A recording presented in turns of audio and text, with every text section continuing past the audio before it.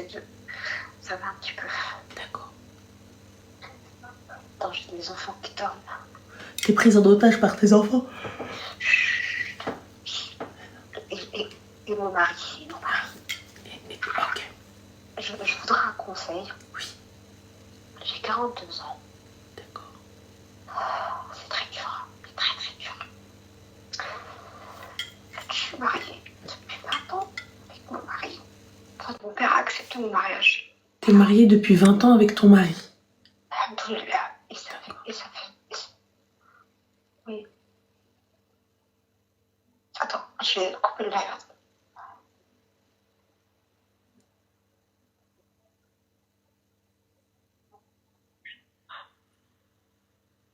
Et ça se passe très bien.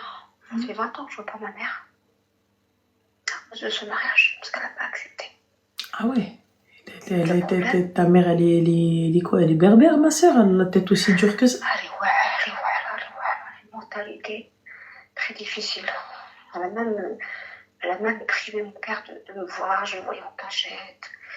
Alors en fait, elle allait voir les gens, n'acceptait pas ma fille, c'était très très très dur. Bref, là je viens d'apprendre, j'ai des amis d'enfance qui m'ont appelé, qui m'ont dit, en fait, après mes 10 ans de mariage, en fait, ma nièce, là actuellement, va se marier avec un Français. D'accord. Mais ils l'ont rendu arabe. D'accord, donc du coup, où est le problème? Écoute, ils veulent pas de Français dans la famille, mais ils acceptent aujourd'hui, je vais pas comprendre. C'est pas le problème. J'ai 4 sœurs, et je viens d'apprendre au hasard d'une conversation avec des amis que ma sœur, en fait, ma sœur est mariée depuis à peu près 6 ans. Le problème, c'est qu'elle est mariée avec un homme. Cet homme, en fait, comment dire? En fait, cet homme, c'est pas arabe. Voilà, c'est pas un arabe. Et alors? Cet homme, attends, dans cette famille-là, il faut être arabe. Maroc, Algérie, Tunisie, ce que tu veux. Mais pas quelqu'un d'autre qu'un arabe. Voilà, c'est comme ça, on va comprendre. Mais ma soeur, en fait, quand elle a fait son halal, elle l'a, comment dire? Et en fait, à la base, c'était un Français. Et en fait, sa mère est française et sa mère, elle est pas arabe, mais elle fait partie d'un pays où je peux pas citer le pays. Mais ils sont, en fait, c'est des musulmans ou catholiques. Bref, il avait 2 noms, un nom français et un nom qui passe comme les arabes. Tiens. Là, je viens d'apprendre que ma sœur a menti le jour de son halal pour faire passer le gars. En fait, lui, il a refait sa pièce d'identité et il n'a pas mis le nom français. Il a mis que son nom arabe. C'est-à-dire que mon père n'a rien vu, ma mère n'a rien vu, personne n'a rien vu. Il y a eu une petite fille depuis. Et le souci, c'est que je m'aperçois qu'il a une mère française et son papa est catholique. Et du coup, il est où le problème, ma chérie? Je comprends pas. En fait, le problème, c'est que il y a 2 ans, je me suis fait insulter par mes sœurs et là, je découvre ça. C'est-à-dire que le problème, c'est que j'ai eu tellement de preuves contre cette personne-là. Mes cousins sont au courant.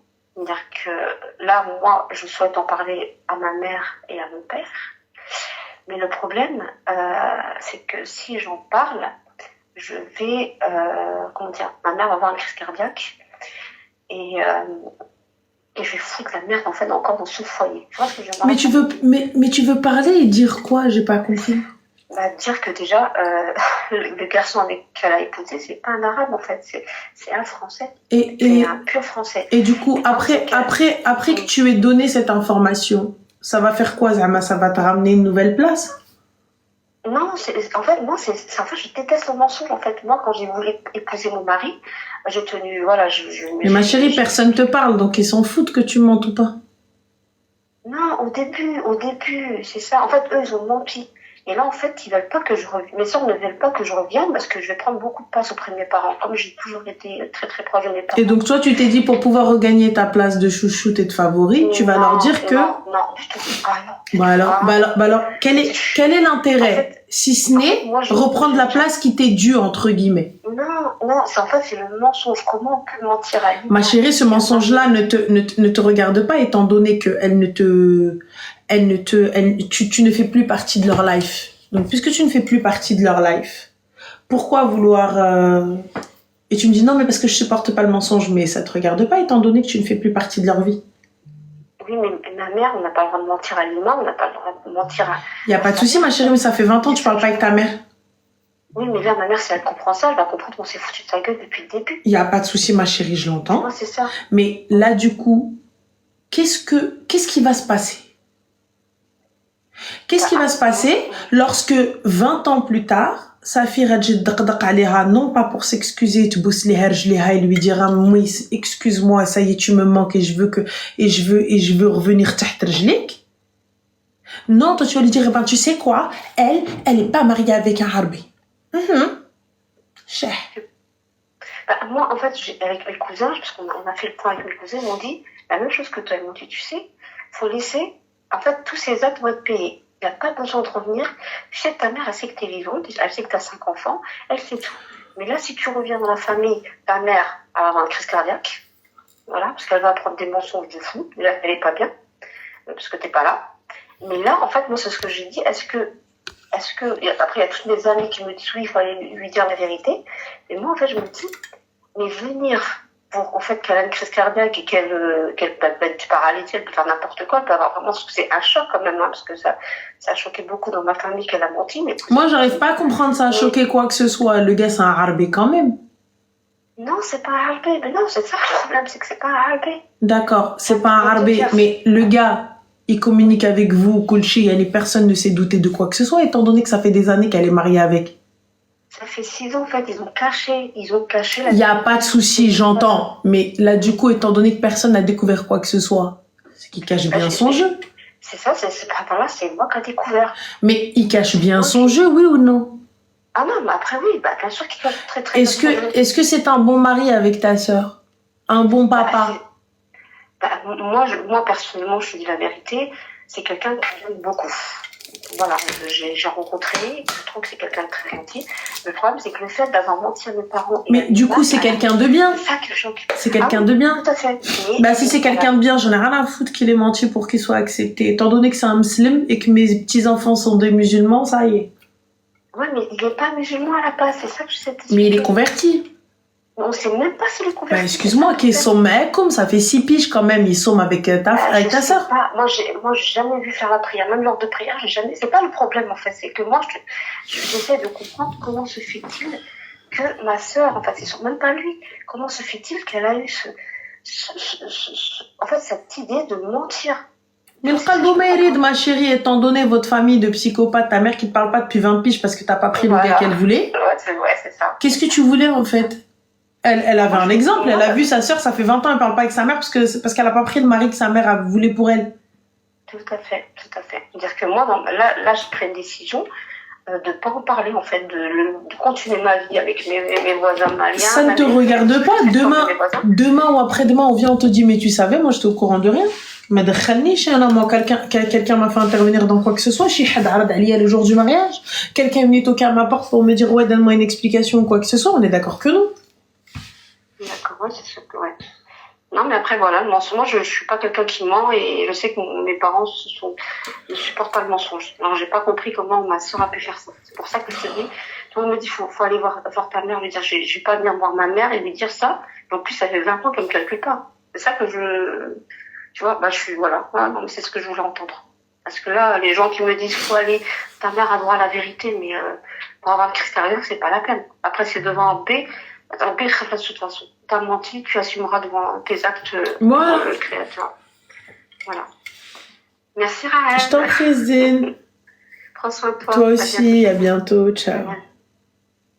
Ça va et toi? Alhamdoulilah, dis-moi tout. Alors, je vais détailler ma situation et après je te parle de la personne dont je parle. Donc, moi, j'habite toute seule, donc j'ai mon appartement, alhamdoulilah, j'ai fait mes études, mes longues études de 5 ans. Je travaille, j'ai une bonne situation, j'ai ma petite voiture, ma petite vie. Et là, il y a dernièrement une personne qui m'a parlé, donc un homme qui m'a parlé il m'a ajouté sur les réseaux, en gros en 10 jours. Enfin, il habite en Arabie Saoudite, il est diplômé, il travaille il travaille bien. Ça fait 10 ans qu'il habite là-bas, il est divorcé, il a des enfants, mais ça fait 5 ans qu'il est divorcé.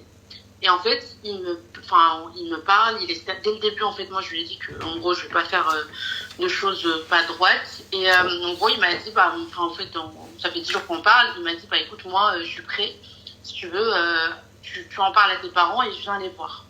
Sauf que je trouve que c'est hyper... en fait, je sais que je me suis faire les choses, en gros, correctement, mais je trouve qu'il fait trop les choses rapidement. Et du coup, je sais pas... Ma chérie, il n'y a pas de je parle à mes parents. Dis-lui, prends l'avion et viens, mes parents vont t'attendre. Non, mais il est prêt, hein. Ça veut dire que demain, il m'a dit, moi, demain, si... moi, mes parents, ils habitent à Marrakech. Il m'a dit, ok, ils sont plus en France. Du coup, je peux venir demain, si tu veux. Tu les préviens, tu leur parles et j'arrive. Viens à Marrakech. Viens à Marrakech, Rouya. Et ensuite, tu vas à Sephara Saoudia, tu te renseignes s'il est marié et tout ça, etc., sur ce qu'il fait. Ok, et ça, franchement, il m'a pas menti. Il m'a dit, en gros, je peux même t'envoyer le numéro de mon ex-femme. Tu peux lui parler, en gros... Et qui te dit que c'est vrai? En fait, c'est ça, voilà. C'est ça ce qui me fait peur, c'est le fait qu'il fait tout vite. C'est pas une question de qu'il fait tout vite. C'est une question de je ne peux avoir confiance. Oui, c'est ça.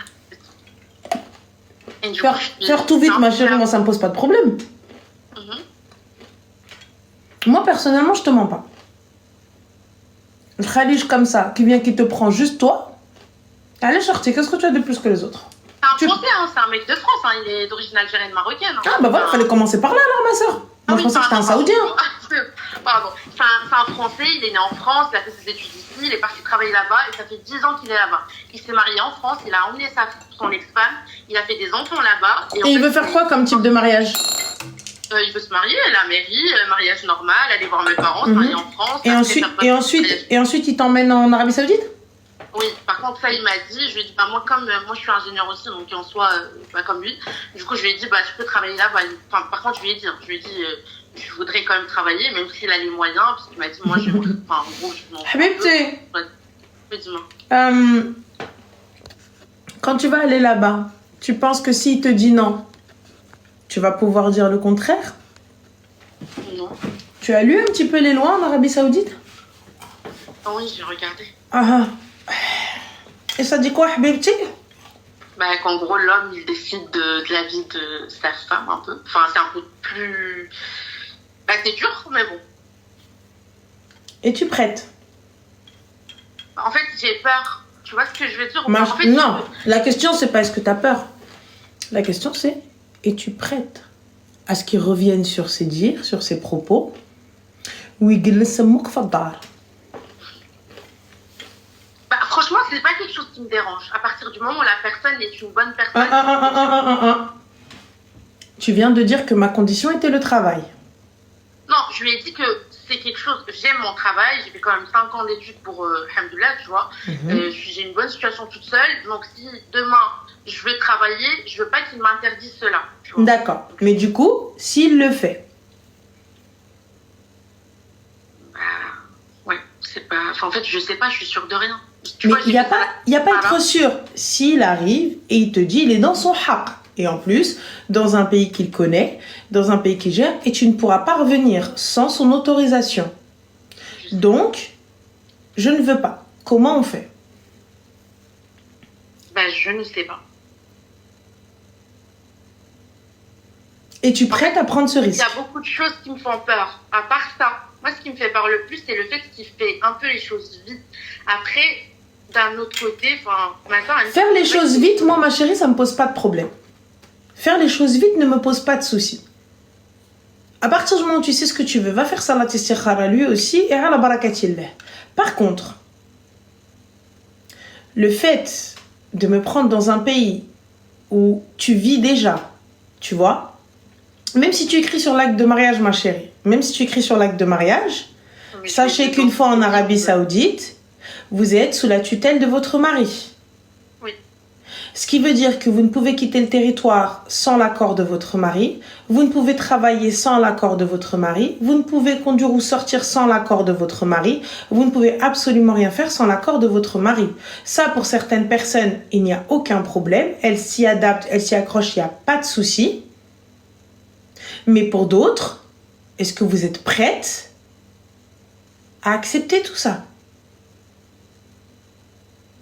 Donc, moi, c'est pour ça que je te dis, aujourd'hui, il t'a dit oui, il t'a dit, il n'y a pas de problème, tu peux bosser, nanana. Mais si jamais il dit non, si jamais une fois là-bas, il te dit, j'ai plus envie. Oui, il est dans son haq en Arabie Saoudite. De toute façon. Dans son haq total. Et les enfants, avec lui. Oui, je sais. J'ai regardé un peu. Mais moi, ce qui me fait peur, c'est aussi le fait, j'ai l'impression qu'il fait vite les choses parce que tu vois, il est divorcé, qu'il a eu des enfants avec son ex-femme et que moi, j'ai rien fait, que j'ai rien. Enfin, je suis hyper clean. C'est-à-dire que, en fait, lui, il le dit, hein, il me dit, ouais, je suis tombée sur une femme qui me correspond, blablabla, tu connais les hommes. Mais j'ai peur un peu, ça me fait peur en fait. Je sais pas comment t'expliquer. T'as fait Salat Istikhara? Ouais, je l'ai déjà fait. Je prie, alhamdoulilah et tout. Et donc, du coup, tu te sens pas à l'aise avec ça, tu sens que t'as une boule dans le ventre, que t'as peur de ça. En fait, franchement, c'est une bonne personne, je te mens pas. Après, je le connais pas vraiment, je le connais pas beaucoup, on se connaît depuis peu. Et en fait, c'est que tout est clean, tout est nickel, on s'entend bien, c'est pas quelqu'un d'ennuyant et tout. En fait, on est un peu alignés sur la même façon même comme on a grandi pareil. Mais c'est juste la seule chose qui me dérange, c'est le fait, à la base, moi, je voulais pas quelqu'un qui est divorcé, tu vois.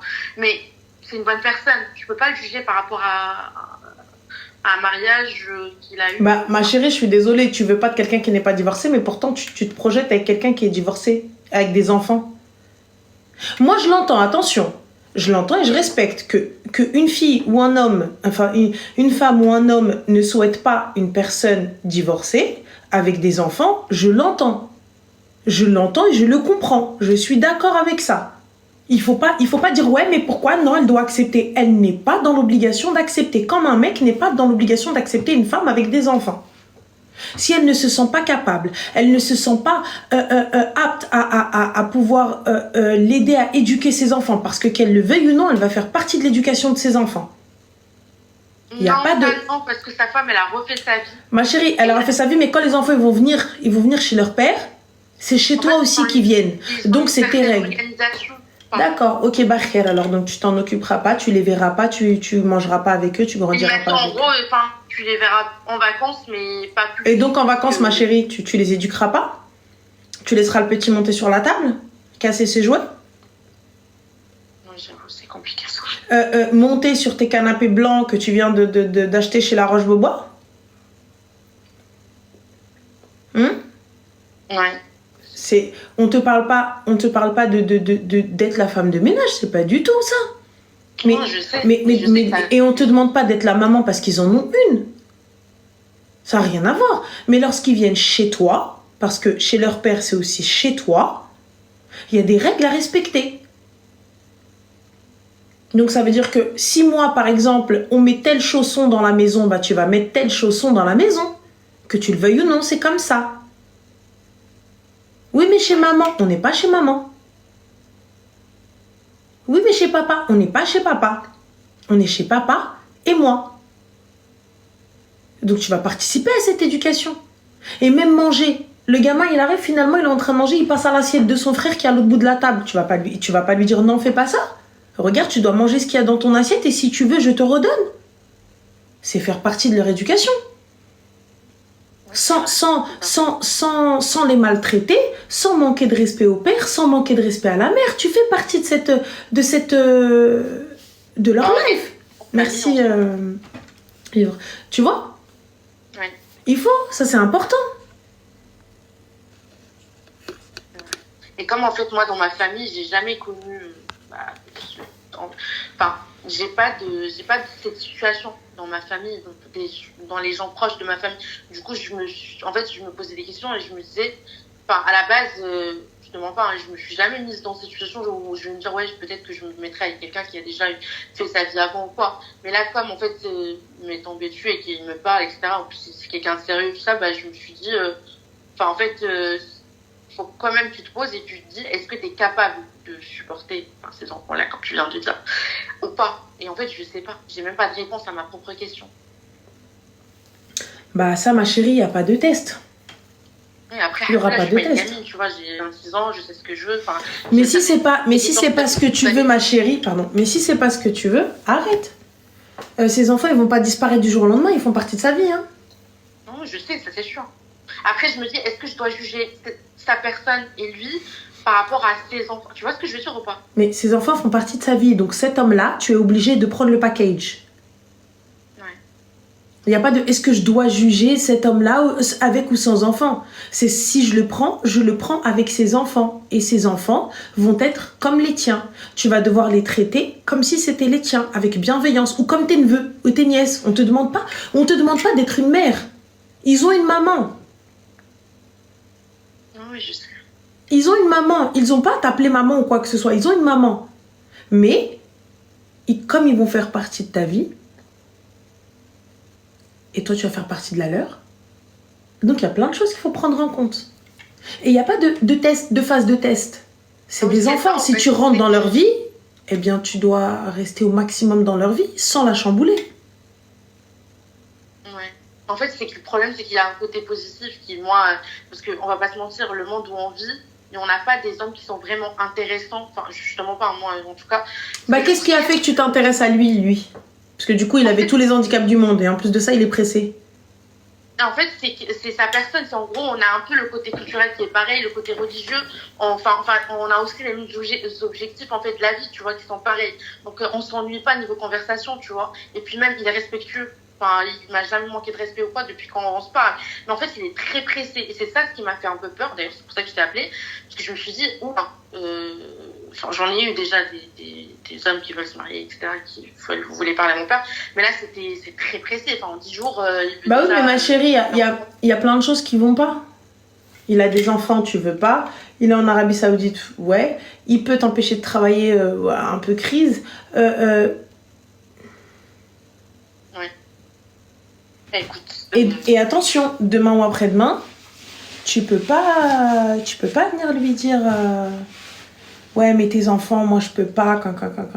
Oui, c'est ça, c'est que c'est une décision à prendre et à assumer. Ouais. Faut que je me pose et que je réfléchisse parce que franchement, j'aime bien la personne, mais le reste, c'est vrai que la partie des enfants, elle me fait très peur et je la connais pas, moi. J'ai même pas de neveu ni nièce. Donc, justement, en plus, je suis quelqu'un de très solitaire. Je vis toute seule depuis très longtemps. J'ai ma petite vie. C'est-à-dire que moi, je me voyais un jour, si je suis mariée, ce sera avoir une petite vie de famille, mais mon mari faire des gosses. Et là, c'est un peu une situation différente. C'est quelqu'un qui a déjà connu le fait d'être papa. Oui, voilà. Donc, est-ce que toi, tu vas accepter ça? Le fait qu'ils ne connaissent pas ou qu'ils ne réagissent pas comme tu te l'as imaginé ou comme toi tu vas réagir étant donné que tu n'as jamais eu d'enfant. Alors que lui, il a connu ça. Il a combien d'enfants? Il y en a 3. Il a connu ça à 3 reprises. Donc finalement, voilà. Ouais. C'est ça. Du coup, franchement, je sais pas quoi faire. Enfin, de toute façon, je vais reprier. Je vais laisser Dieu. Enfin, en fait, c'est ça qui me dérange. Mais d'un autre côté, c'est une bonne personne. Je sais pas. Franchement, je sais pas. Moi, je pense que tu te poses beaucoup trop de questions. Je pense que tu... il y a beaucoup trop de red flags. Ouais, c'est vrai. Il y a beaucoup trop de red flags. Et tu te poses 28 milliards de questions, finalement, qui servent à rien. Ouais, c'est pas faux. Merci. Merci beaucoup. Je t'en prie, Zine. J'ai eu on l'avait besoin, je pense.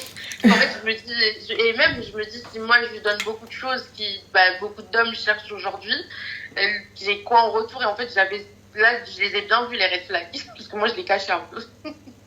Voilà, merci beaucoup et je t'en prie. Bonne soirée.